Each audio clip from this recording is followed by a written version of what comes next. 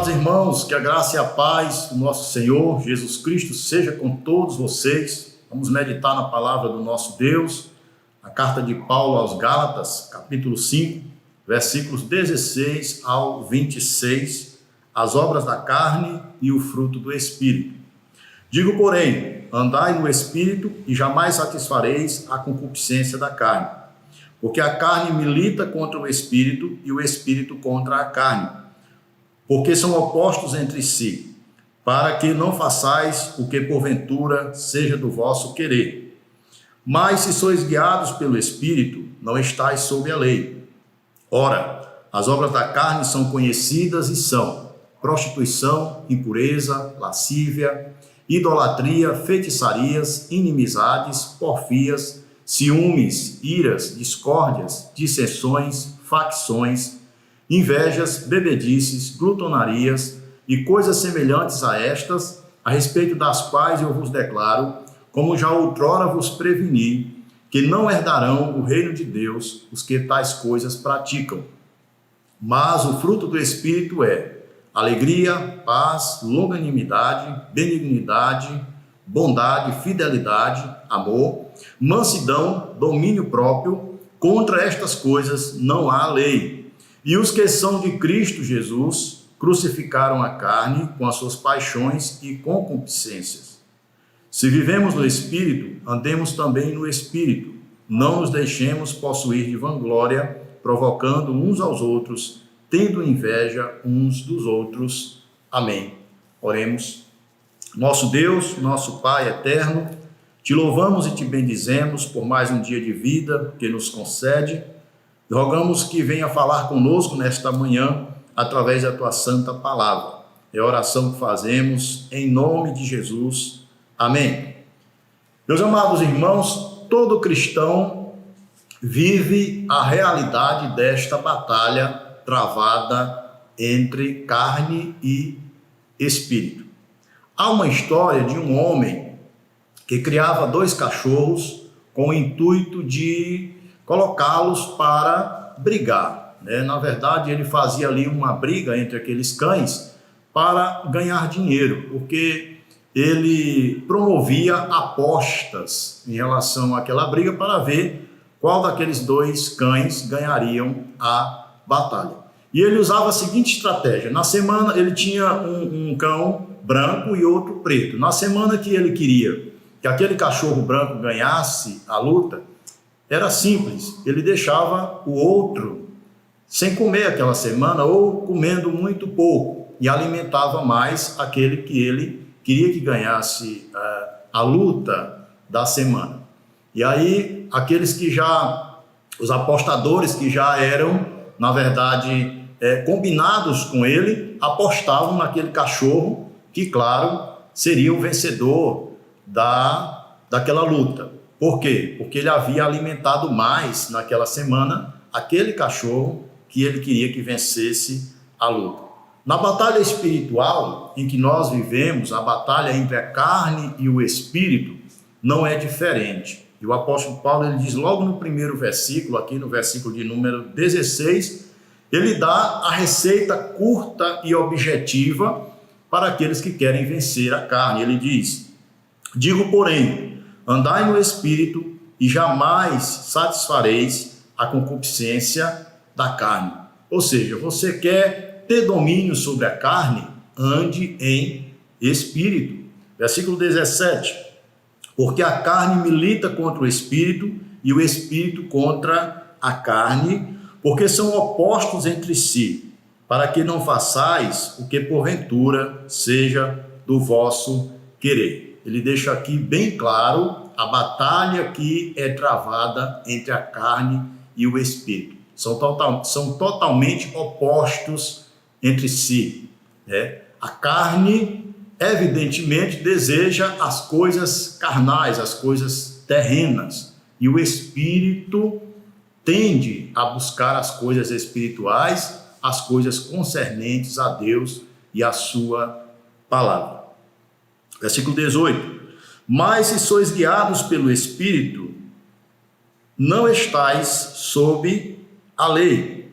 Ora, as obras da carne são conhecidas e são prostituição, impureza, lascívia, idolatria, feitiçarias, inimizades, porfias, ciúmes, iras, discórdias, dissensões, facções, invejas, bebedices, glutonarias e coisas semelhantes a estas, a respeito das quais eu vos declaro, como já outrora vos preveni, que não herdarão o reino de Deus os que tais coisas praticam.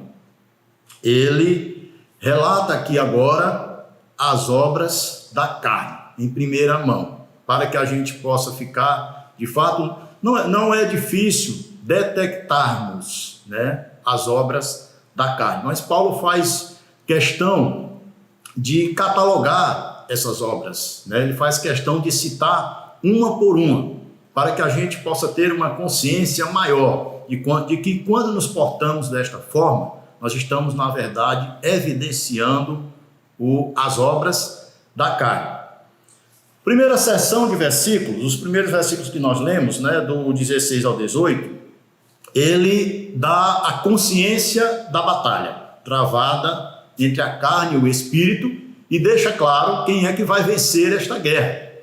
Aquele que você mais alimentar. Se você alimentar mais a sua carne, certamente você será uma pessoa totalmente carnal. Se você alimentar o espírito, mortificando as obras da carne, certamente você se tornará um cristão espiritual. Na segunda sequência, até já me antecipei aqui lendo os versículos até o 20, ele vai mostrar aqui as obras da carne, e há uma curiosidade aqui, que nós vamos ver nesses versículos. Ser religioso apenas não te faz vencer a carne, não nos faz vencer a carne. O fato de sermos religiosos não nos faz vencermos as obras da carne. É exatamente essa luta travada do apóstolo Paulo para esclarecer aos Gálatas que eles não estavam vencendo a carne, que não era apenas o ser religioso que os faria vencer a carne, porque em todas as igrejas por onde Paulo havia passado, evangelizado, plantado igreja, e ele estava lutando agora para emancipar essas igrejas, e para isso precisava de cristãos amadurecidos para se tornarem presbíteros naquelas igrejas, obreiros, e ter também um corpo ali amadurecido, estruturado, fortalecido, formado de fato em Cristo Jesus. Mas havia uma luta, meus irmãos, uma guerra entre o Paulo e os judeus, os defensores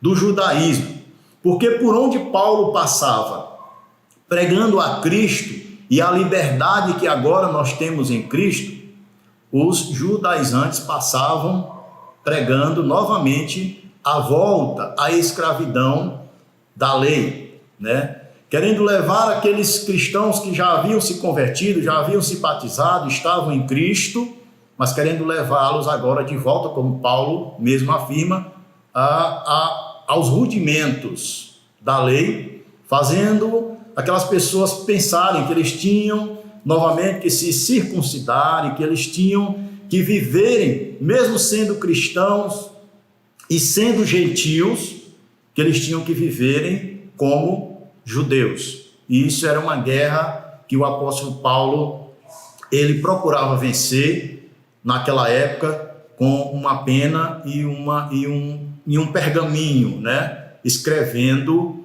aos cristãos, orientando a eles para que tomassem cuidado com a mera religiosidade.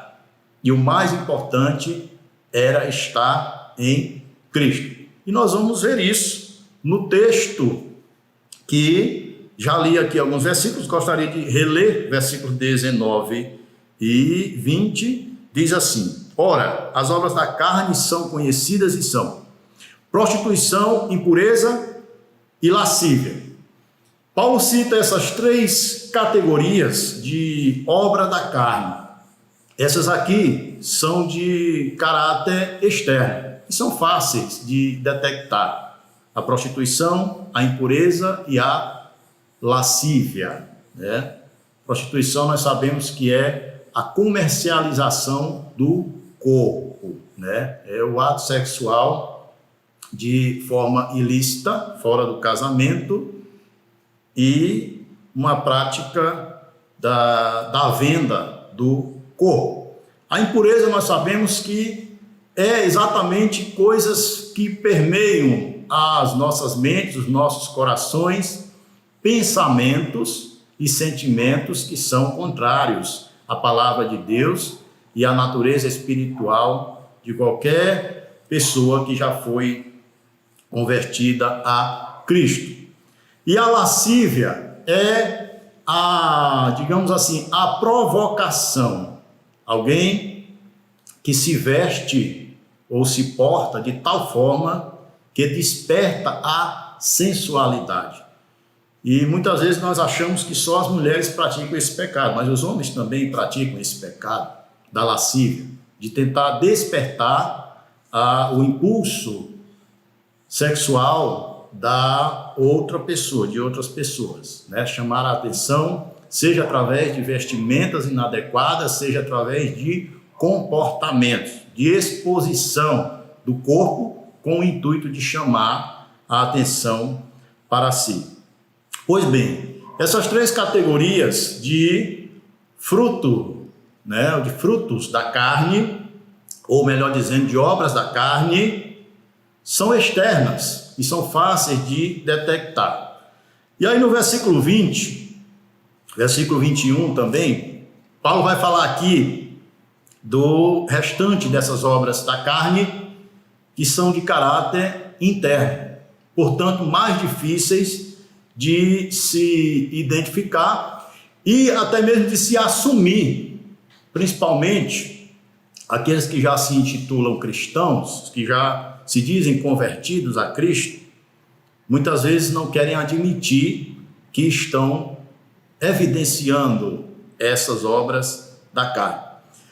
Idolatria, feitiçaria, inimizades, porfias, ciúmes, iras, discórdias, dissensões, facções, invejas, bebedices, glutonarias e coisas semelhantes a estas, a respeito das quais eu vos declaro, como já outrora vos preveni, que não herdarão o reino de Deus os que tais coisas praticam.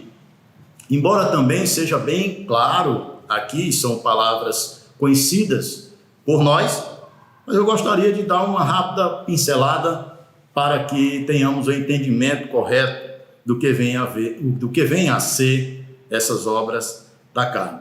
Idolatria e feitiçaria são as 2 primeiras citadas aqui no versículo 20. E nós, infelizmente, até cristãos, né, denominados cristãos evangélicos, nós somos tendenciosos também a praticar essas obras. Antes, quando nós falávamos em idolatria, nós tínhamos em mente apenas os ídolos fabricados e adorados pelo catolicismo ou por outras religiões que não são bíblicas, mas hoje, infelizmente, nós vemos a idolatria nos arraiais evangélicos também.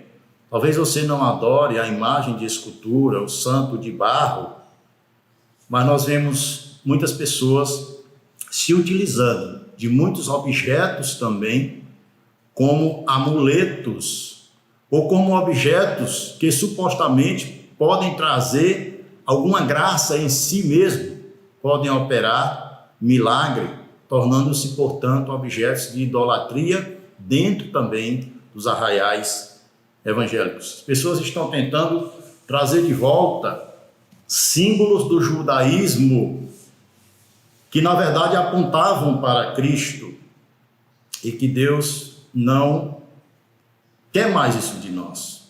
Deus quer que nós estejamos em Cristo, que nós vivamos para Cristo, que nós sirvamos a Cristo.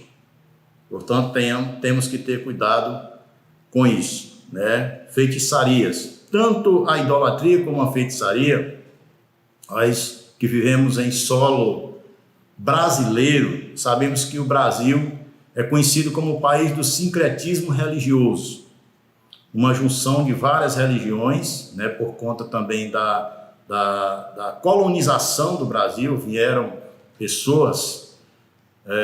Os portugueses trouxeram o catolicismo, por sua vez, a idolatria. Os africanos, né, com a religião afro-brasileira, e através deles entrou a feitiçaria, idolatria também e outras coisas que são contrárias à palavra de Deus. E assim, a igreja evangélica hoje também não deixa de ser herdeira, né, digamos assim, dessas religiões, desses pensamentos, desse comportamento. Me lembro de ter lido um artigo em uma revista cristã, cujo tema era a alma católica do protestante brasileiro.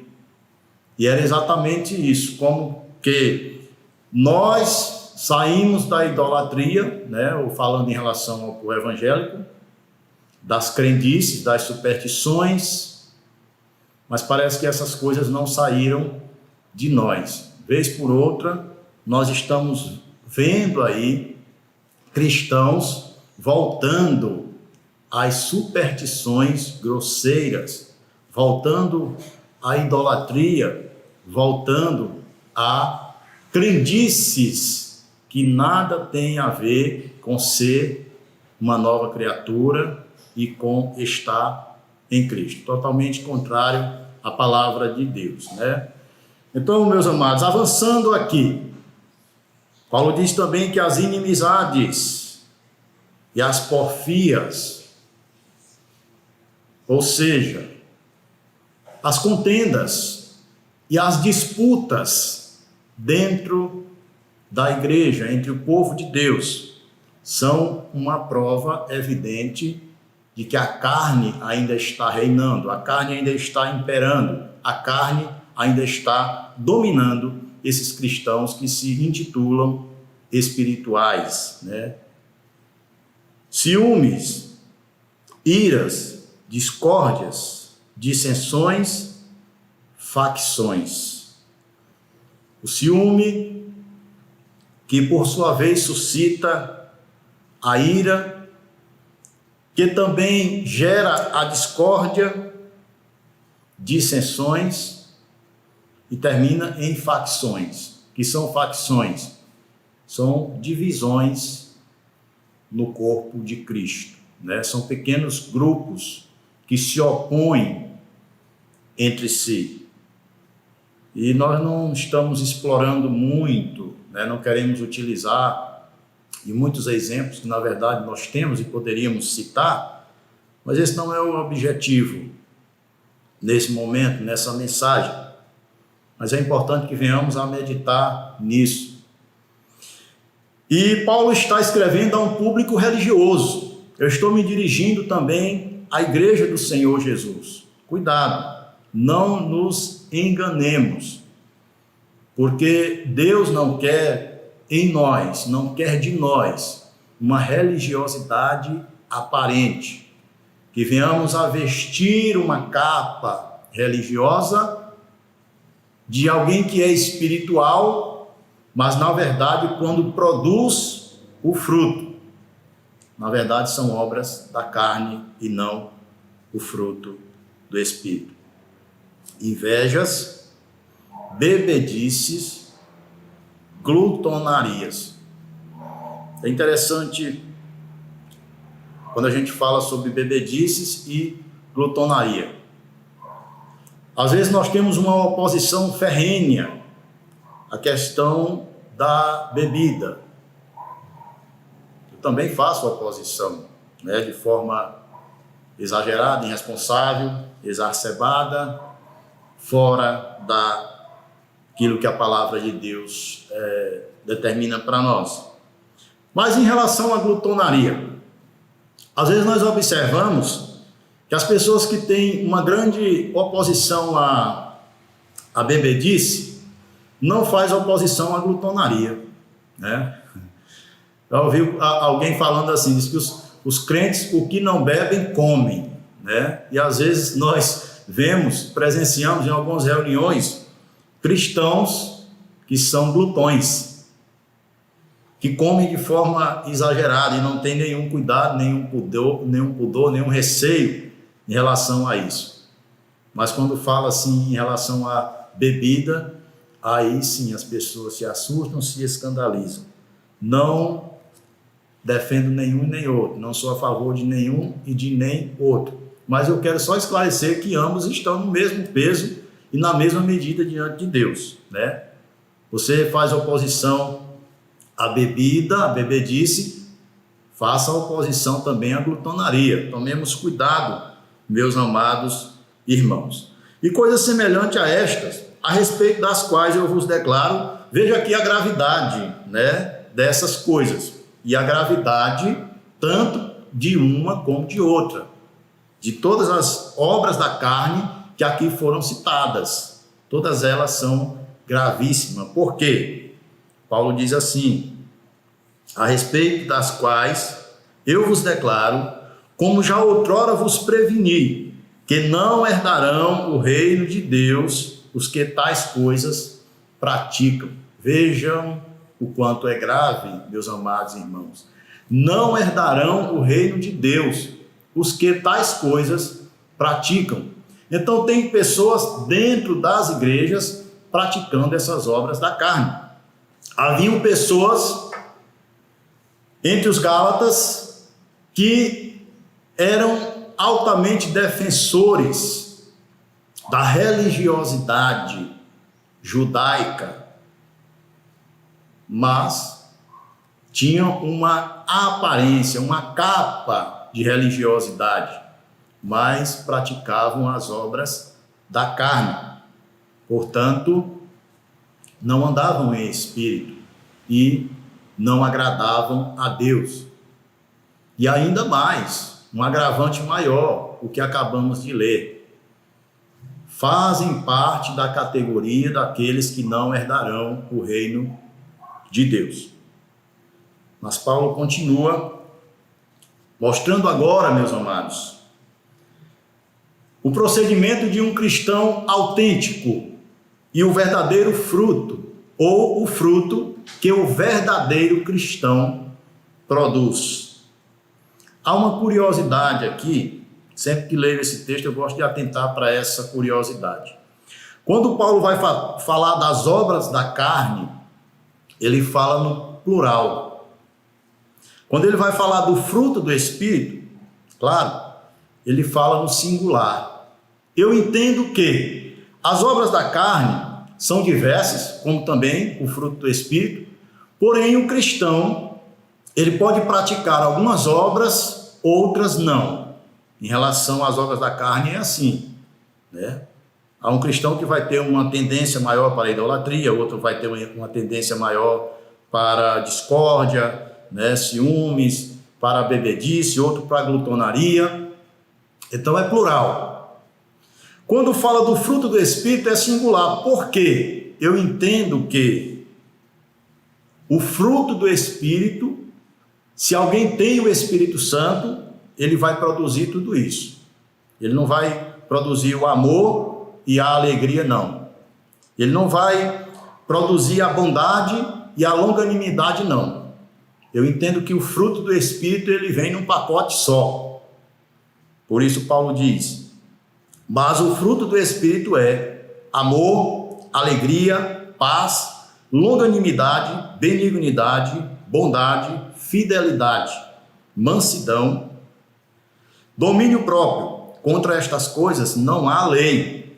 E os que são de Cristo Jesus crucificaram a carne com as suas paixões e concupiscências, né? Que coisa maravilhosa, meus amados irmãos. Tudo isso vem num só pacote. É o fruto do Espírito. Se você é um cristão cheio do Espírito Santo, inevitavelmente, você vai produzir esse fruto, que consiste em amor. Sabemos que Deus é amor, e o Espírito Santo em nós é Deus habitando em nós. Então nós seremos tomados 100% da essência de Deus, que é amor. E isso vai nos trazer alegria. Qual cristão cheio do Espírito Santo, que vive com a sua mente nas coisas espirituais, vive em comunhão com Deus e não vive alegre? Há alguma coisa errada. Caso alguém se intitule cristão cheio do Espírito e não tenha a alegria do Senhor. O cristão cheio do Espírito também ele é tomado de paz. E esta paz, porque muitas pessoas confundem. Será que eu tenho paz? Porque Jesus falou a respeito desta paz. Ele diz: a minha paz vos dou, não vos la dou como o mundo a dá. Por quê, meus amados? Porque a paz do mundo, ela é circunstancial. Ela depende da circunstância, da situação do momento. A paz que Cristo dá, não. Ela independe das circunstâncias. É uma paz mesmo em meio às guerras, às lutas que travamos no nosso dia a dia. Essa paz não significa dizer que está tudo bem naquele dia, que não tem nenhum problema. Não é a ausência de lutas não, meus amados. Mas é passar pelas lutas com a certeza da vitória, e que Cristo está conosco em todos os momentos.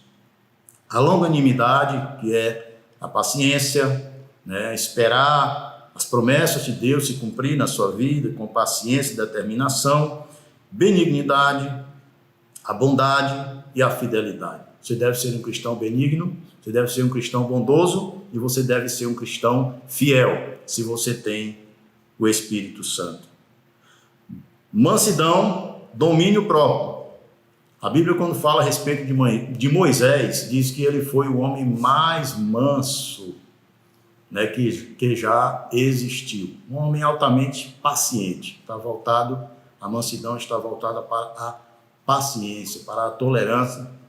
Nós sabemos que Moisés, na liderança daquela grande nação, teve grandes desafios, grandes tentações, mas manteve a paciência e o domínio próprio, que é exatamente você não se deixar dominar, não se deixar levar pelos vícios, pelos desejos, pelos impulsos. É você ter resistência, é você dizer não àquilo que é mal e dizer sim àquilo que vem de Deus. Seja longânimo, seja manso, tenha o domínio que o Espírito Santo proporciona a cada um que é verdadeiramente cristão. E Paulo diz: e os que são de Cristo Jesus crucificaram a carne com as suas paixões e concupiscências. Se você é de Cristo, não tenha dúvidas, você venceu a carne, você vencerá a carne.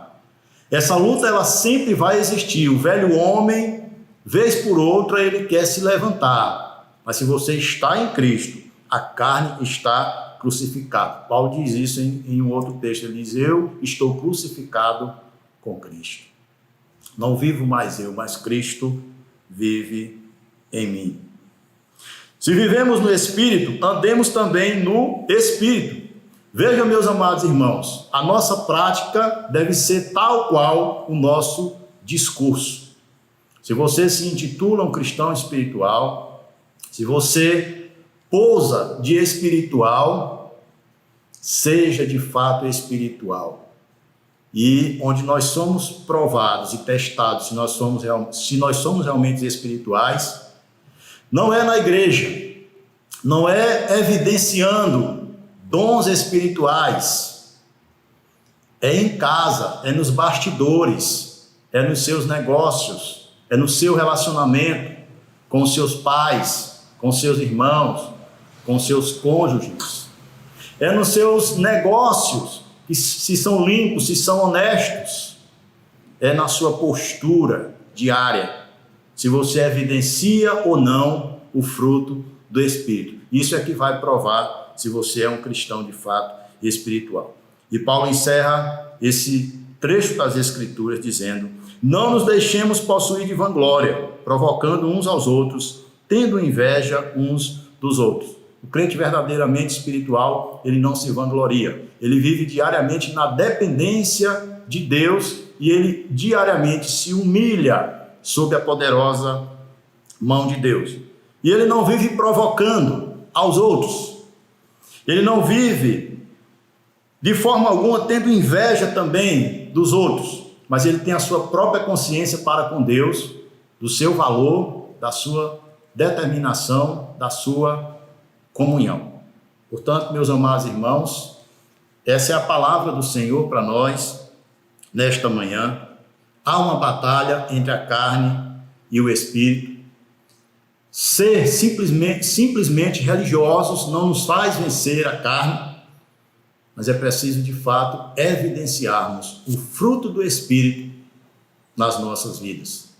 Que Deus nos abençoe em Cristo Jesus.